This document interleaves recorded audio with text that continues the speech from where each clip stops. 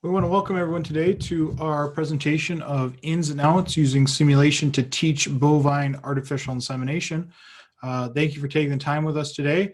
And we're going to get started right now on kind of just walking you through our Bovine Breeder product, which I have next to me here, but also to just talk about some of the main things that you may want some takeaways for teaching bovine artificial insemination. So to get started with, when you're talking about bovine artificial insemination, a lot of times some examples can be classroom instruction. Going and doing the, if it's a PowerPoint slide, if it's information, if it's a textbook, and just training through understanding of both the cow and bull reproduction and the system of the female reproduction system for bovine. A lot of times that can be through PowerPoint slides, that can be through workbooks, that can be through different YouTube videos and things of that nature. And what we see a lot of times is then moving into kind of a uterus sample training. You can get these from different, online. You can buy different cow uteruses. Sometimes you can get them from the butcher. You can get them from maybe even from different places that do. If you're, talking to different farmers, once they're going to go bring a butcher, you can get them from them. But you have some sort of uterus sample training. What we would like to talk about today is then that's kind of where you go until you hit and get to a actual farm setting and get out and look at the animals themselves. In this case, our bovine breeder simulation is a different way to look at and to use to get students from the classroom, not being able to go out to the farm, but being able to actually simulate artificial insemination in the classroom and helping in that case. And then you also have the live ability to do that as well. You can go to a farm if you have it on your class in your school farm and actually do live practice. That's not always the easiest thing to do, and a lot of times you don't have that ability. But want to talk through some of these things because, for example, with our uterus samples, students can enjoy them, but we also have a cow uterus model that does the same thing as the live sample, showing the parts of it. It's stretched out, so it's a more of a life-size version of the whole reproductive tract, and showing the cervix, showing the different folds, showing how you go through into the cow uterus. A lot of times then, and what we're going to be talking about today is going into simulation world. The bovine breeder artificial inseminator is a kind of the back end of a cow, allowing you to train on the importance of proper technique, but then also pregnancy palpation, both testing if the cow is in heat and ready for AI to happen, and then also once the animal is pregnant, checking for that pregnancy as well. So a lot of times, and these are some pictures of it in action, simulated practice can be a best form to get students to understand the technique, be able to not just see it in the classroom with that classroom instruction time, but also do it, actually go in and see the simulated practice and trying it, seeing what they do right, what are some things that they need to work on in that case. And then there's also the live practice as well. Actually getting them to a farm is probably that best opportunity, but a lot of times you don't get that that chance. Either the farmer doesn't want you to bring and have your students be doing it on their cows, or it's just there's liabilities, things of that nature. So there is that want for live practice, but can you do it in a way that you simulate and you understand it first before you do the live thing? So let's talk about some artificial insemination kind of 101, some main topics. So the importance of AI is the acceptance of it. It has been proven for different things. And one of the reasons why the question is, why would you artificially inseminate instead of just do natural breeding? In this case, sometimes it is a genetic focus. So you can actually change the herd of your cattle by the semen that you use, and bringing in a different type of quote unquote bull that can give different type of genetics to your herd that you may want. It's also good. You can get sexted semen, and so you can actually change the dynamics of your herd through that way as well. There's also ability to do some syncing in the cycle of the cow, and also work towards embryo harvesting as well, depending on if that's something you're interested in. It also helps because you can freeze, you can culture, and you can transfer semen. And so by doing those things, you then can change the dynamics of your herd and even the production of your herd based on being able to artificial inseminate. So if you have a bull there, you know, that's fine. But the problem with that is maybe you're not getting the best out of what you could be. And so changing some of those genetics can be very important to your herd. Now, some signs of heat, just to kind of show some different things here. And part of this is that the time in heat is very different. And so one of the problems with artificial insemination, especially in bovine, is that their heat averages are very small compared to other animals. So dogs can be 2 to 4 weeks. Cats a week or a few days. And then it kind of gets shorter and shorter to really being able to make sure that you catch that animal when they are in heat, ready to be impregnated. And the problem is, you can see bovine is at the bottom there. It's around roughly 15 hours. And when we break it down a little bit more, we'll talk about how you can kind of tell where that's not a lot of time for you to be working with that animal. So you want to be able to make sure that you get that animal bred when it comes time. So some early signs here are increased locomotion, some restlessness, some bellowing, nervousness. They attempt to mount other animals, and there's a lot of times a watery discharge as well, mucousy discharge that can come. And so you can start to see that that animal is getting close to being in heat. They're not receptive to the male yet, but they are interested, and that's where you can start to first see that and get that understanding. Now, the time that you notice it most is that when they get to that standing heat. They're able to be mounted. They're very friendly. A lot of times they will not eat, or they will decrease in their food consumption. There is that mucus buildup, and they are seen, if you are watching and close focusing, that their vulval lips get red and swollen, that mucus discharge becomes a little clearer, and you can tell, yep, they are ready to actually be bred. Now, if you wait too long then, and again, as you kind of think back to that 15-hour time span that you're in, well, at some point then all of a sudden, they're not going to stand to be mounted. They don't want to be around other cows, and a lot of times they are getting to a point where they have a bloody discharge, and you can kind of tell that, yep, we missed that time in that animal. And so just to kind of show some different examples here is we have these seasonal effects as well. So you can tell from breed to breed, your standing events are different. Holsteins here in Jersey are two different animals, two different breeds of cows that we put up here. And you can see that their standing time that they're kind of ready to, or giving you that notice that they're getting closer to being ready to breed is very different. And again, in the winter, a lot of times it's a longer period. In the summer, it's much shorter. That has to do with that heat and that cold. And so really kind of looking at what does those effects have, and then when will you be able to breed in that sense. And again, kind of going back to what we talked about, the average length of the estrus cycle is 21 days, okay? But the duration is really about 15 hours that you can actually go ahead and inseminate. Now, that can range as well. So 15 hours is that average. So sometimes it's much shorter, sometimes it's much longer. But on a good average, it's about 24 hours or less is what you can say.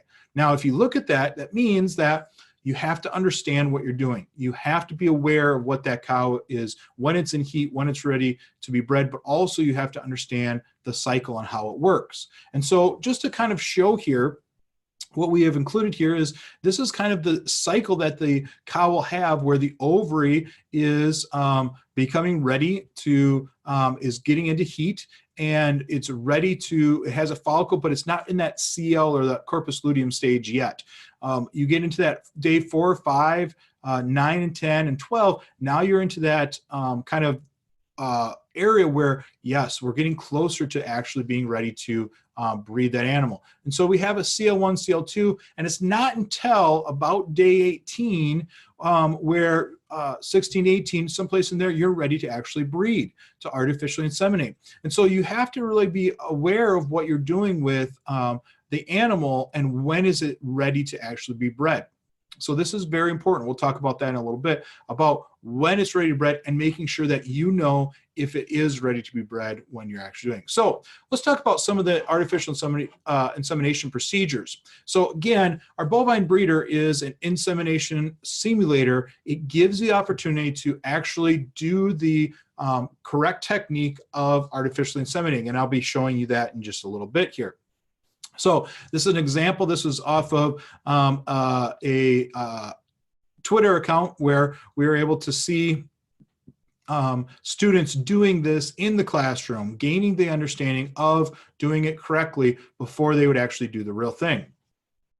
So a lot of what I'm going to be showing you now is actual process or presentation slides and the process of artificial insemination. And I've taken this right from our curriculum, right from the curriculum that comes with Bovine Breeder. We give you lessons on correct insemination technique and walking you through and your students through all this. So we can talk about the male reproductive system and how we get these semen from the male, but what we're really focusing on is the female. And so in this case, what we really want to get students to understand is that it is the cervix that we have to work and get through.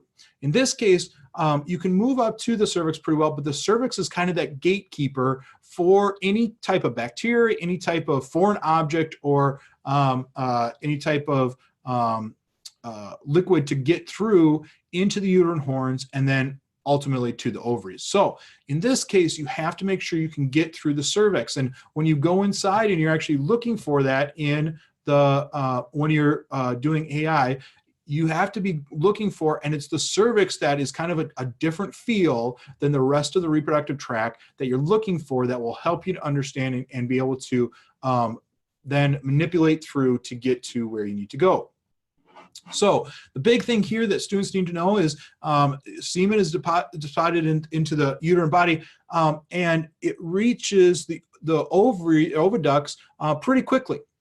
But it still takes about 6 hours from when you deposit it to actually get to and actually connect and then create that a pregnancy in that sense. So the sperm can live up to about 24 hours, but it takes about 6 hours for the female to become fertile once you've actually deposited the sperm into that. Now, the difference too between AI and standard or natural breeding is natural breeding, it's all about quantity. It's the bull just getting as much as possible into it, and some of it getting past the cervix and then getting into the uterine horns. In artificial insemination, you don't have that quantity. You are focused on quality. You have to get through that cervix to then be able to do the actual insemination.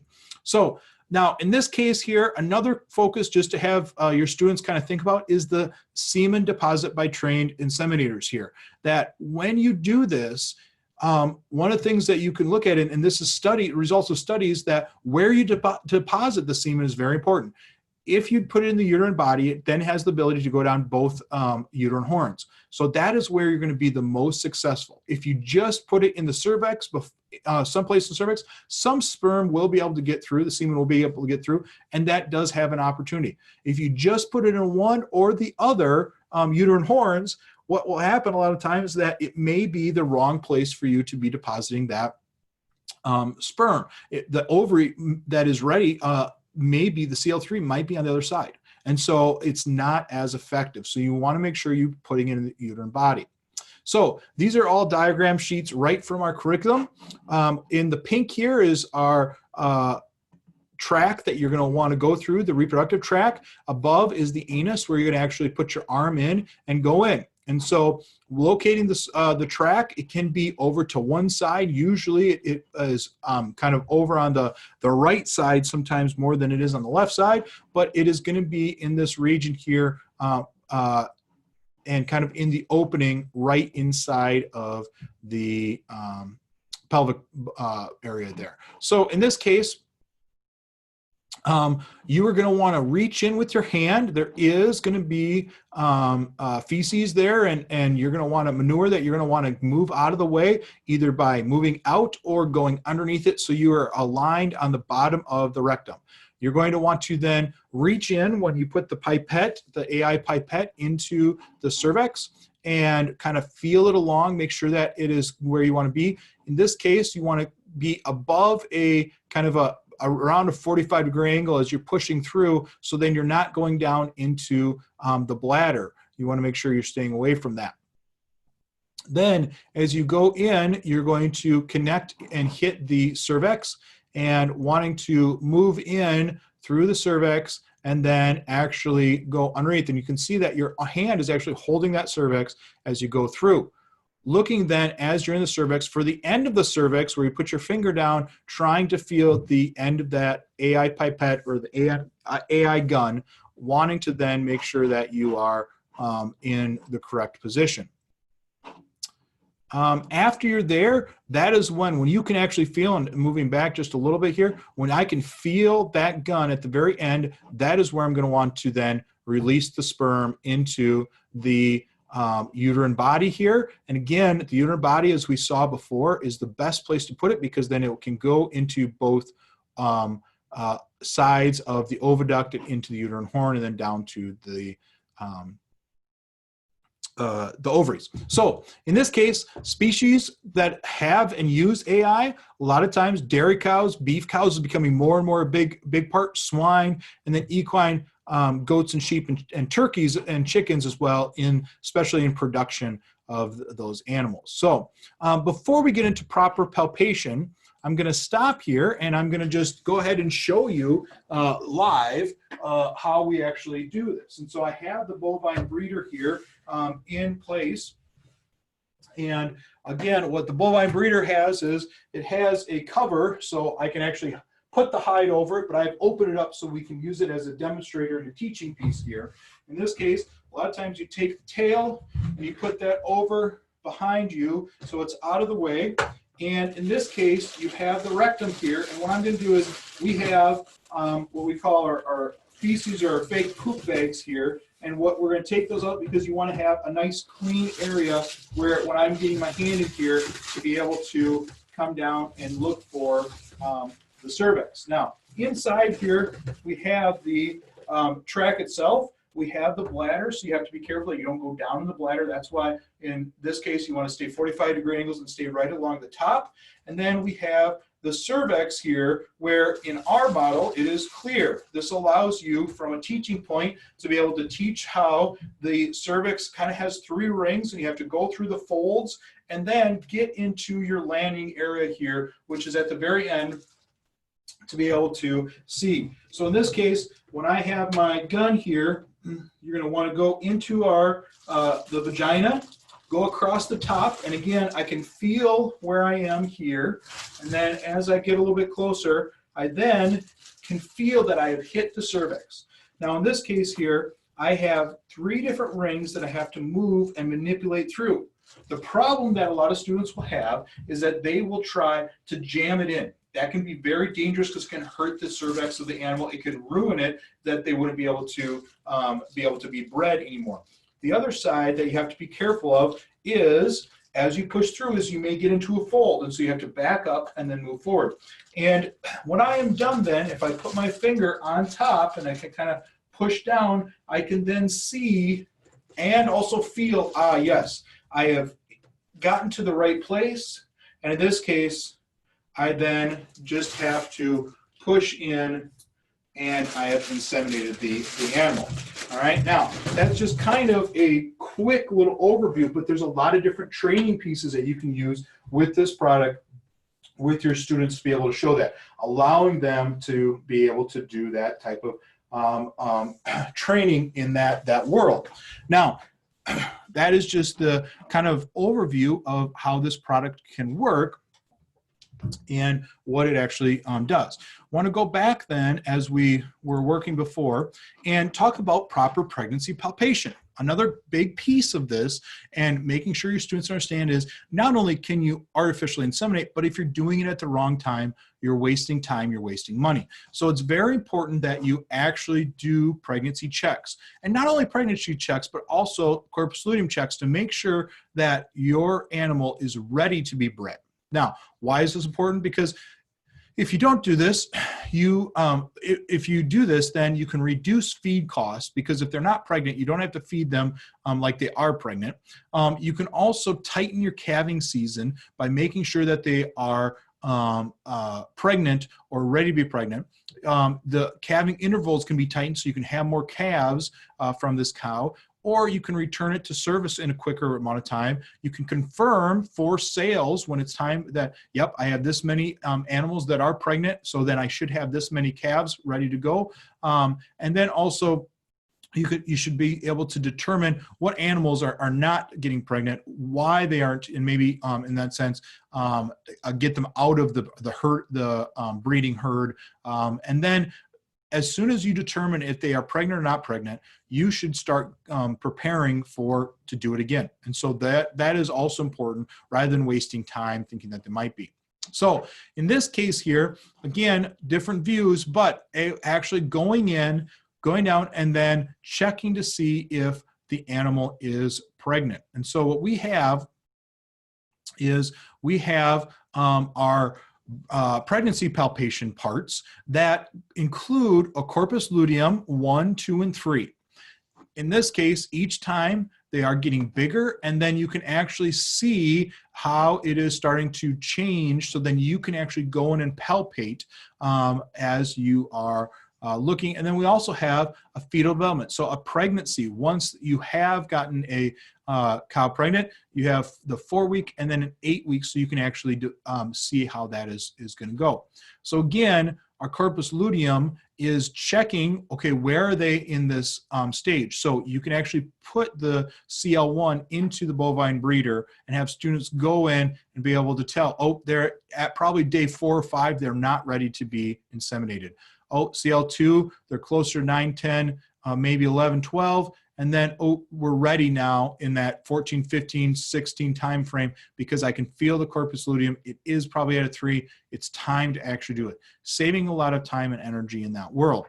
So want to just kind of show a little bit of that as well. I have our different insemination, our pregnancy palpation pieces here. And so you actually have these that are different sizes.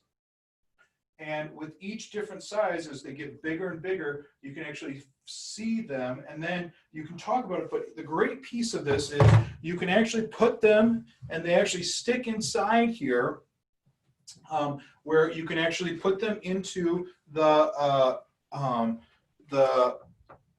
uterine horn. So then when I come in, I can reach down and I can palpate that. I can reach over, palpate, find, okay, where are they actually, what are they in, what stage are they actually in.